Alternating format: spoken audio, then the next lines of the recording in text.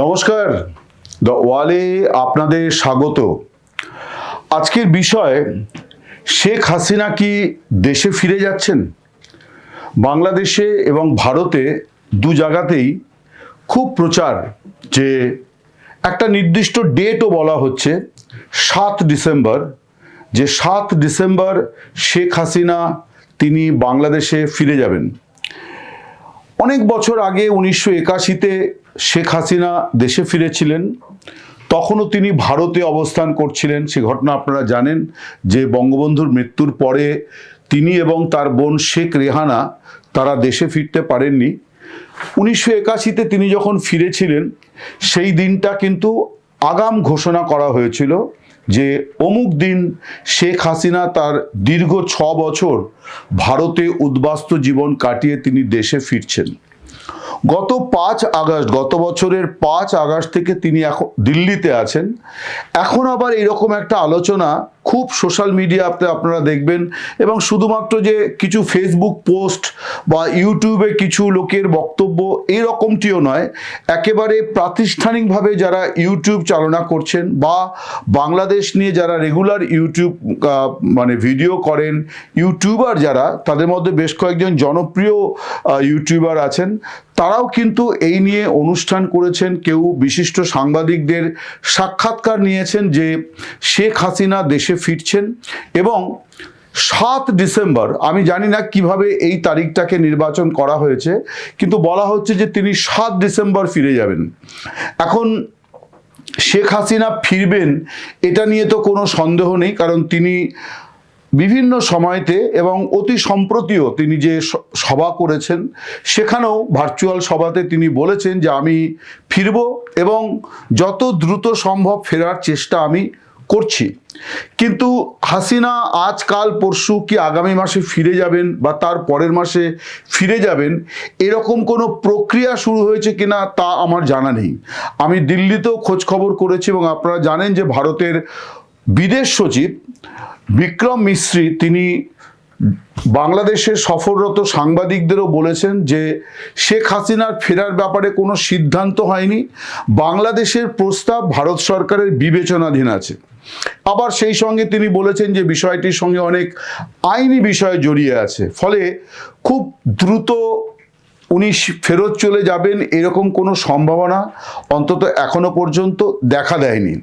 তবে আওয়ামী লীগের একাংশের বক্তব্য যে শেখ হাসিনা তিনি নিজেও দেশে ফিরে যেতে পারেন, এরকম কোনো ঘোষণা তিনি দিতে পারেন। তার আগে তিনি পরিস্থিতি খানিকটা বুঝে নিতে চাইছেন। এখন শেখ হাসিনা স্বেচ্ছায় দেশে ফিরে যাবেন নাকি অন্য কোনো কিছু হবে, এই বিষয়গুলি এখনো অস্পষ্ট। এখনো এই নিয়ে কোনো রকম নিশ্চিত হয়ে বলার মতো কোনো কিছু কিন্তু ঘটেনি।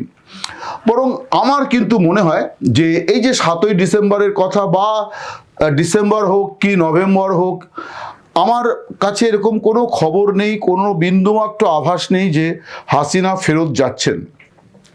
কিন্তু আমি বরং একটু অন্য কথা বলি। আমি বরং বলি যে আমি শেখ হাসিনার কর্মকাণ্ড যা দেখছি দিল্লিতে বসে, তিনি যেভাবে দলের কাজকর্ম করছেন, তাতে কিন্তু নিঃসংকোচে বলতে হয় যে শেখ হাসিনা তিনি বাংলাদেশেই আছেন। আমি কেন এই কথাটি বলছি সেটাই আপনাদের কাছে আমি ব্যাখ্যা করব, এবং যে কেন আমি এইভাবে বলছি যে শেখ হাসিনা বাংলাদেশেই আছে। না, শেখ হাসিনা শারীরিকভাবে তিনি ভারতে অবস্থান করছেন, ধরে নেওয়া যায় যে দিল্লিতেই আছেন। আমি সেটাও জানি না, কারণ নিরাপত্তার স্বার্থে তার অবস্থান কখনোই ভারত সরকার ঘোষণা করেনি। কিন্তু ভারতে আছেন এ কথা ঠিক। এটা তো হচ্ছে শারীরিকভাবে তিনি ভারতে আছেন, কিন্তু মানসিকভাবে বা তার রাজনীতির বিষয়ের দিক থেকে যদি আমরা দেখি, তাহলে দেখব যে হাসিনা কিন্তু অবশ্যই বাংলাদেশেই আছেন।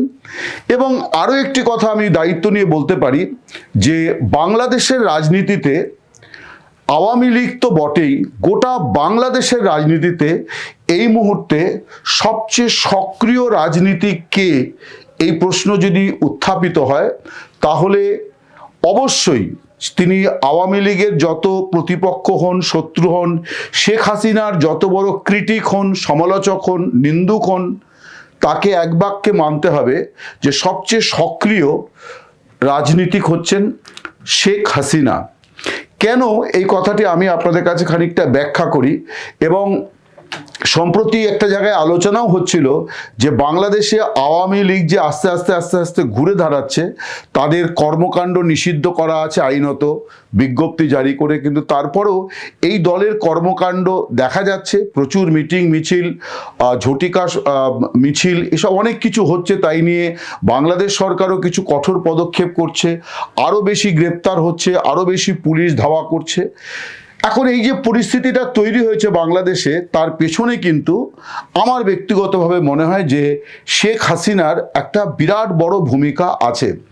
আমি অতীতে একাধিক ভিডিওতে কথাও বলেছি যে এই উপমহাদেশের কেন গোটা পৃথিবীতেই এই রাজনীতিটার কোনো মানে এই যে মডেলটা, এই মডেলটার কোনো দ্বিতীয় কোনো মডেল নেই। এটা শেখ হাসিনাই করেছেন, যে দূরে বসে, কয়েকশো মাইল দূরে বসে তিনি কিন্তু তার দেশের রাজনীতিতে খুব ওতপ্রোতভাবে জড়িয়ে আছেন। এবং এই যে টেকনোলজির সাহায্য নিয়ে তিনি করছেন, এটা নিছকই শুধু কিন্তু টেকনোলজির বাহাদুরি নয়, এটা একজন নেত্রীর আন্তরিক প্রচেষ্টাও বটে। যেমন আমি বলি যে আওয়ামী লীগের ফেসবুক পেজে দায় মুক্তি বলে একটি অনুষ্ঠান প্রতি সপ্তাহে শেখ হাসিনা করছেন। এই অনুষ্ঠানটি পরিচালনা করছেন এম নজরুল ইসলাম। তিনি একজন প্রাবন্ধিক, সাংবাদিক এবং তিনি আওয়ামী লীগের অল ইউরোপিয়ান আওয়ামী লীগের তিনি সভাপতি। তিনি খুব ব্যস্ত মানুষ, মানে ইউরোপের বিভিন্ন দেশে এখন ছুটে বেড়াচ্ছেন আওয়ামী লীগের কাজকর্ম নিয়ে, বিদেশে নেতাদের সঙ্গে আলাপ আলোচনা করা, বাংলাদেশে মানবাধিকার হরণের বিষয়গুলি তিনি উত্থাপিত করছেন। এই গত সপ্তাহে আমি দেখছিলাম যে জেনিভাতে রাষ্ট্রসংঘের মানবাধিকার কাউন্সিলের সভার বাইরে তারা বিক্ষোভ প্রদর্শন করছেন, সেখানে তারা স্মারকলিপি দিয়েছেন বাংলাদেশের পরিস্থিতি নিয়ে। তিনি খুব ব্যস্ত মানুষ, কিন্তু এত ব্যস্ততার মধ্যেও প্রতি সপ্তাহে তিনি এই অনুষ্ঠানটি কন্ডাক্ট করছেন, যেটা বাংলাদেশ সময় রাত 9টায় প্রচারিত হয় ফেসবুকে লাইভ, যেখানে শেখ হাসিনা নির্যাতিত, নিপীড়িত আওয়ামী লীগের নেতা কর্মীদের সঙ্গে সরাসরি কথা বলেন। এর মধ্যে দু ধরনের মানুষ আছেন, যাদের নিকট আত্মীয়, সন্তান, স্বামী, কন্যা, ভাই, বোন, যারা 5 আগস্ট অর্থাৎ এই পালাবদলের আগে পরে খুন হয়েছেন, মারা গিয়েছেন, শহীদ হয়েছেন, তাদের পরিবারের সঙ্গে তিনি কথা বলছেন। এছাড়া কথা বলছেন গুরুতর আহত, কারো হাত কাটা গেছে, কারো পা নেই, কারো আরও অনেক জটিল পরিস্থিতির মধ্যে কোনো রকমে বেঁচে গিয়েছেন, তাদের সঙ্গেও তিনি কথা বলছেন এবং প্রত্যেককে তিনি আশ্বাস দিচ্ছেন যে তাদের চিকিৎসার সম্পূর্ণ দায় দায়িত্ব আওয়ামী লীগ তারা পার্টিগতভাবে বহন করবে এবং তার জন্য আর্থিক সহায়তা, বিদেশে বা দেশে উন্নত চিকিৎসা, এই সব কিছু কিন্তু শেখ হাসিনা সরাসরি সেখানে তাদের সঙ্গে কথা বলছেন, তাদের নাম ঠিকানা সংগ্রহ করা হচ্ছে এবং তিনি এইভাবে একেবারে প্রত্যন্ত গ্রামে পৌঁছে গিয়েছেন, যেটা প্রধানমন্ত্রী থাকাকালীন নিশ্চয়ই তার পক্ষে এত মানুষের সঙ্গে কথা বলা সম্ভব হতো না, কিন্তু এইটা তিনি করছেন। এছাড়া এই অনুষ্ঠানে মাঝে মধ্যে আসছেন আওয়ামী লীগের দেশে অবস্থানকারী বেশ কিছু নেতা নেত্রী, তারা দেশের পরিস্থিতি বলছেন, 5 আগস্ট কি পরিস্থিতি তৈরি হয়েছিল, কিভাবে তারা প্রাণে বেঁচেছেন। হয়তো অনেকেই গোপন ডেরা থেকে কথা বলছেন, কিন্তু একটা যোগাযোগ তিনি স্থাপন করেছেন। এটা তো গেল প্রকাশ্য সভা, কিন্তু অপ্রকাশ্য অসংখ্য গণযোগাযোগ তিনি কিন্তু তৈরি করেছেন বিপুল, এবং সেটা 1.5-2 কোটি মানুষের সঙ্গে কাছে তিনি কিন্তু পৌঁছে গিয়েছেন ইতিমধ্যে। সংখ্যাটা হয়তো আরো বেশিও হতে পারে। তার মধ্যে একটা তো হচ্ছে যে বাংলাদেশে আওয়ামী লীগের 78টি সাংগঠনিক কমিটি আছে। তিনি এই 78টি সাংগঠনিক কমিটির সঙ্গে কিন্তু আলাদা আলাদা আলাদা আলাদা বৈঠক করেছেন। বৈঠকগুলি ভার্চুয়াল মাধ্যমে হয়েছে, কিন্তু এই কমিটির সঙ্গে তিনি বৈঠক করেছেন, দেশের পরিস্থিতি তাদের কাছ থেকে নিয়মিত শুনছেন। এছাড়া এখন এই মুহূর্তে যেটা আছে সেটি হচ্ছে যে 300টি সংসদীয় আসনের জন্যে হোয়াটসঅ্যাপ, টেলিগ্রাম গ্রুপ আছে। 300টি সংসদীয় আসনের জন্য আলাদা আলাদা। এই 300টি সংসদীয় আসনের জন্য যে গ্রুপগুলি, তাতে গড়ে 250 জন করে সদস্য আছেন।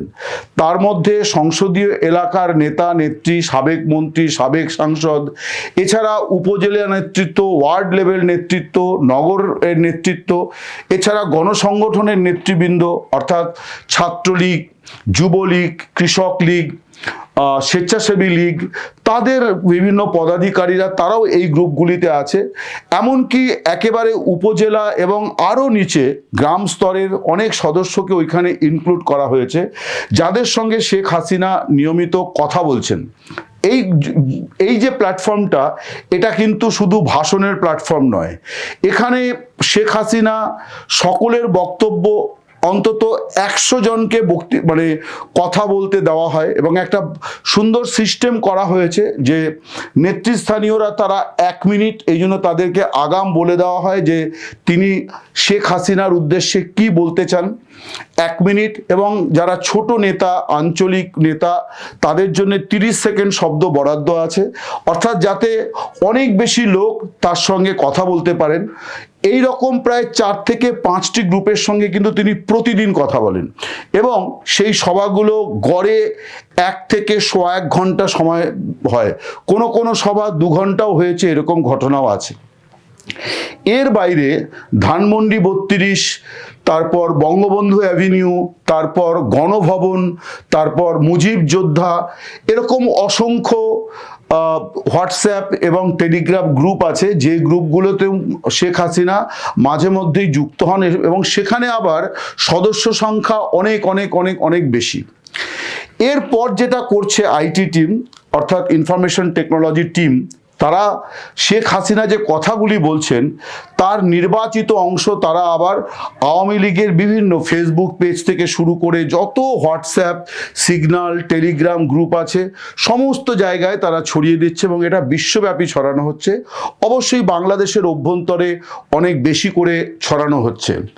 ফলে একটা অ্যাপ্রক্সিমেট হিসেব আওয়ামী লীগের নেতারা বলছেন যে এতদিনে কয়েক কোটি মানুষের কাছে কিন্তু শেখ হাসিনা পৌঁছে গিয়েছেন দিল্লিতে বসেই, যাদের কাছে তার বক্তব্য পৌঁছেছে।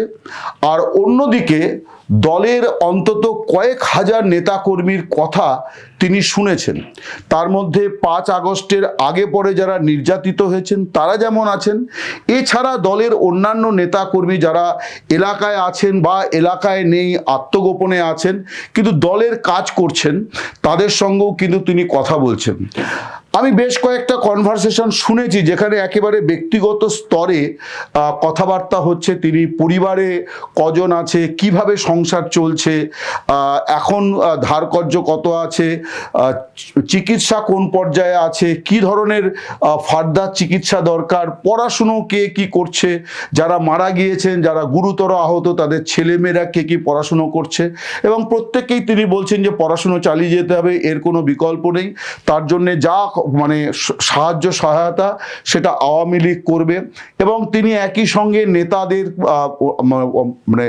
আর্জি জানাচ্ছেন যে এদের পাশে আমাদের দাঁড়াতে হবে ইমিডিয়েটলি। এটাই দলের কাজ, দলের জন্য আপনার একেবারে প্রাথমিক কাজ এখন, যে এই নির্যাতিতদের পাশে দাঁড়ানো, তাদের আর্থিক সহায়তা দেওয়া এবং আইনি সহায়তা দেওয়া, অর্থাৎ যতভাবে সম্ভব আইনি সহায়তা দেওয়া। অনেকেই গ্রেপ্তার হয়ে আছেন, তাদের জামিনের ব্যবস্থা করা। এই যে বিষয়গুলি, এই সবটা মিলিয়ে কিন্তু বলা যায় যে আওয়ামী লীগের কার্যক্রম বাংলাদেশে নিষিদ্ধ, একথা ঠিক, কিন্তু এবং শেখ হাসিনা তিনি গত বছর 5 আগস্ট থেকে প্রায় 14 মাস হতে চলল তিনি দিল্লিতে অবস্থান করছেন, এবং এখন একটা জল্পনা তৈরি হয়েছে যে তিনি খুব শিগগিরই ফিরে যাবেন। কেউ বলছেন 7ই ডিসেম্বর ফিরে যাবেন, কিন্তু আমি বলছি শেখ হাসিনা বাংলাদেশেই আছেন। নমস্কার, শুভরাত্রি, সকলে ভালো থাকবেন।